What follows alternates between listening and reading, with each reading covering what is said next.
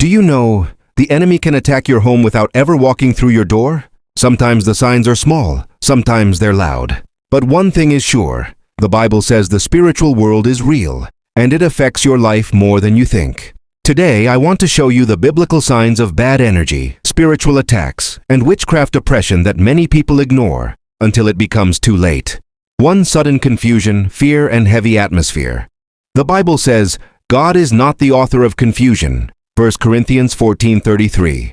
So when your home suddenly feels heavy, when your mind becomes foggy for no reason, when fear grows even when nothing is wrong, that is not from God. That is a spiritual disturbance. Witchcraft always attacks the mind first, because that's where faith lives. Bad energy makes you feel uneasy in your own house.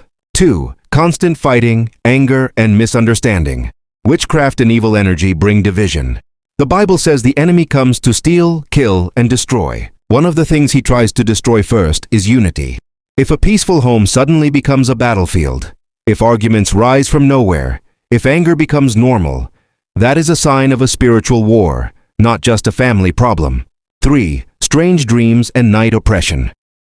The Bible shows that God speaks through dreams, but the enemy also attacks through them. Nightmares, dreams of being chased, shadowy figures, sleep paralysis, waking up tired even after sleeping.